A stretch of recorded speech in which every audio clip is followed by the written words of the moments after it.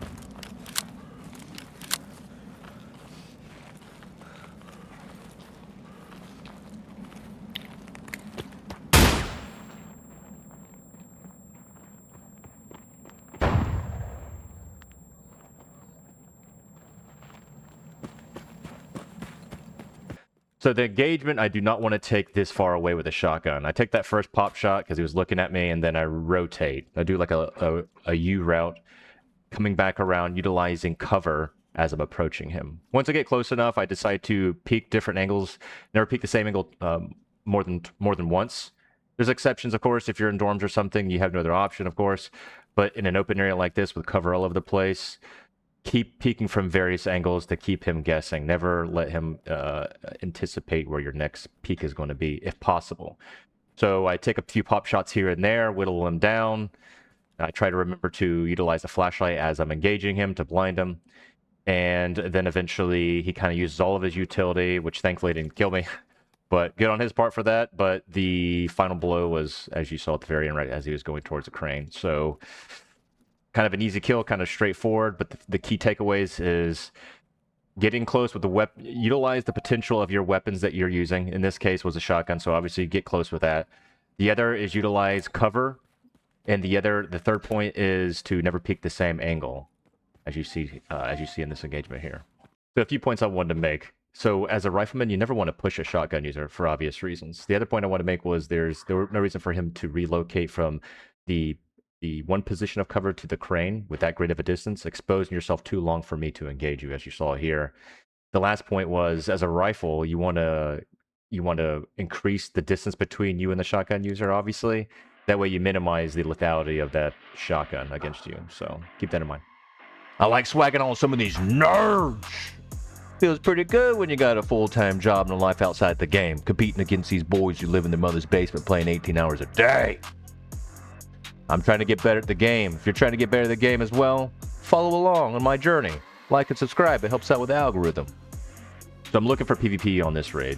So I hear Warzone going off by car extract, so I make my way over there. And by the time I get there, the fighting pretty much just stopped. So I don't have the optics for it to snipe or anything, so I decide to use my elevation to my advantage, peek around, see what I could see, and I'll give you my PvP analysis after this.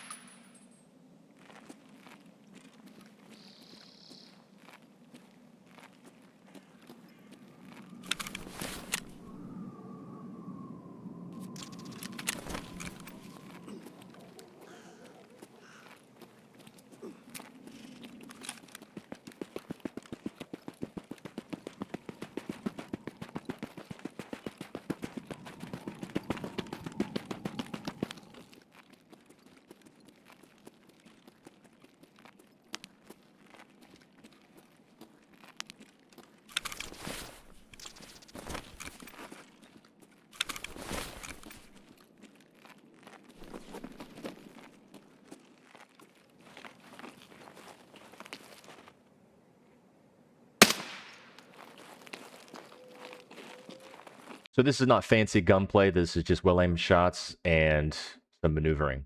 So the first guy was at a standstill. It appeared that he was looting, so that was an easy kill for me. But now my position is given up. So I decide to PK and push in closer because I'm anticipating there being more. I go through the building fairly quick because I already pretty much know he's not going to be in the building. He's going to be looting his the fruit of his kills. He's getting the loot. So as I wrap around, I look in a direction where I pretty much anticipate him being. Lo and behold, there he is with a standstill peek looking in the direction where I was at. This is why it's critical for you to shoot and scoot, shoot and move, maneuver, because you always want to keep your enemy guessing. So after I kill him, well, first of all, I take my time killing him. No need to rush it. And then after taking him out, I clear the rest of the area. I thought there was more, but there were none. And so I had 4+ people worth of loot to take home. So it was a pretty good day.